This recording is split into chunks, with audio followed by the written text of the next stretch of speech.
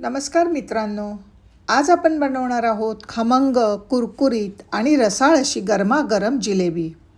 बाहेरून क्रिस्पी आणि आतून साखरेच्या पाकात मुरलेली ही जिलेबी घरच्या घरी अगदी सोप्या पद्धतीने कशी बनवायची ते मी तुम्हाला स्टेप बाय स्टेप दाखवणार आहे। जास्त मेहनत करायची गरज नाही आहे। टिप्स फॉलो करा, 100% विकतच्या जिलेबीसारखीच कुरकुरीत रसरशीत तयार होईल। तर व्हिडिओ शेवटपर्यंत नक्की बघा आणि अशीच टेस्टी रेसिपीजसाठी चॅनलला सबस्क्राईब करायला अजिबात विसरू नका। चला तर मग सुरू करूया आजची स्पेशल जिलेबी रेसिपी। कुरकुरीत जिलेबी बनवायला सगळ्यात आधी आपल्याला जिलेबीचा पाक तयार करून घ्यायचा आहे। त्यासाठी गॅसवर ठेवा असं खोलगट भांडं, त्यात टाकूया 2 कप साखर आणि त्याच कपने 1 कप पाणी टाकूया, म्हणजे 2:1 असं प्रमाण घ्यायचं। फ्लेवरसाठी घालूया थोडीशी वेलची पूड आणि केसरच्या काड्या। केसरच्या काड्या नसतील तर फक्त वेलची पूड असेल तरी चालेल, परंतु केसरच्या काड्याने काय होईल, जिलेबीला रंग आणि सुगंध खूप छान येतो। सर्व मिक्स करून घेऊया।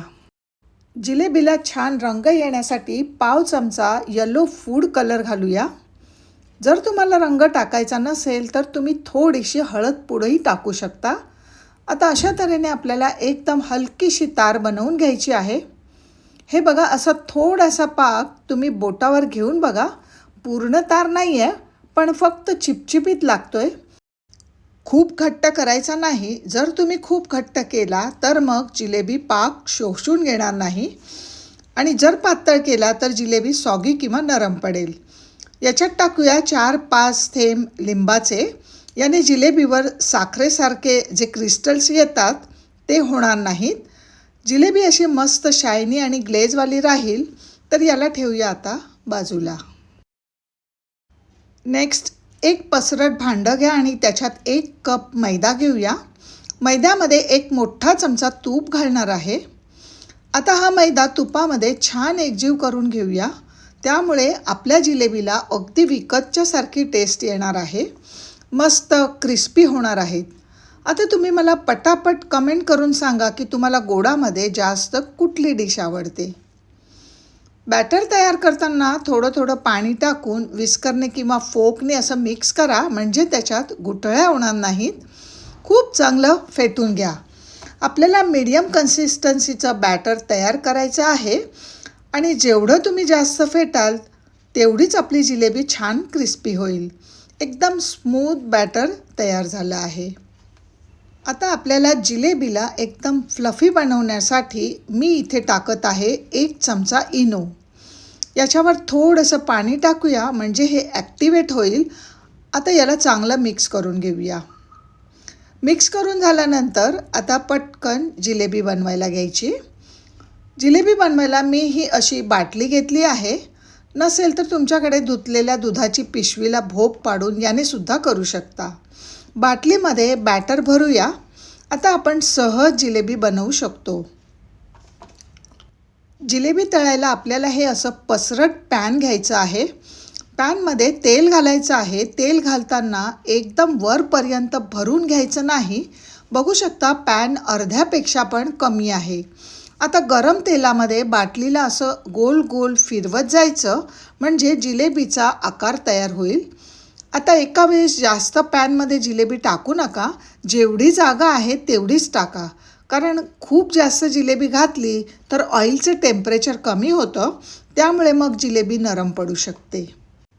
तेल छान गरम झाल्यानंतरच जिलेबी टाकायची आहे। थंड तेलामध्ये जर तुम्ही जिलेबी टाकली तर फुलणार नाही आणि खूप जास्त गरम तेलामध्ये घातली तर फक्त लाल रंग येईल, परंतु थंड झाल्यानंतर क्रिस्पी होणार नाही।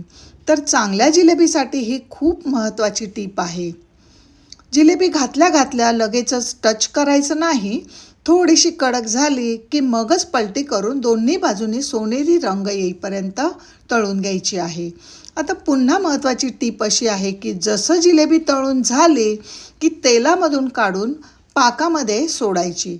तळल्यानंतर त्या ठेवायच्या नाहीत, लगेचच गरम पाकामध्ये टाकायची आहे। तरच जिलेबी पाकाला शोषून घेऊ शकते. नंतर टाकलं तर त्याचा उपयोग होणार नाही. जिलेबी पाक शोषून घेणार नाही. थोडंसं दाबायचं. पूर्ण रस आहे तो जिलेबीमध्ये आतपर्यंत गेला पाहिजे. आणि लक्षात असू द्या की पाकसुद्धा आपल्याला गरमच घ्यायचा आहे आणि फक्त 30 सेकंदच गरम पाकमध्ये जिलेबी ठेवायची आहे. जास्त वेळ ठेवली तर नरम पडेल, कुरकुरीत होणार नाही, म्हणून जास्त वेळ डीप करून ठेवायची नाही. रंग बघितला तुम्ही काय सुरेख आला आहे. म्हणजेच काय की पाक आतपर्यंत जिलेबीमध्ये गेलेला आहे आणि मस्त कुरकुरीत तयार झाली आहे. आता आपण अशा तऱ्हेने सेकंड बॅच टाकून घेऊयात. जिलेबी बनवताना आता मी तुम्हाला दाखवते की हे किती टेस्टी बनलेली आहे. एकही जिलेबी नरम पडलेली नाही. बघू शकता कुरकुरीत पण रसरशीत. तुमची पण जिलेबी मस्त बनणार आहे. जरूर बनवा. सरप्राईज द्या तुमच्या संपूर्ण कुटुंबाला.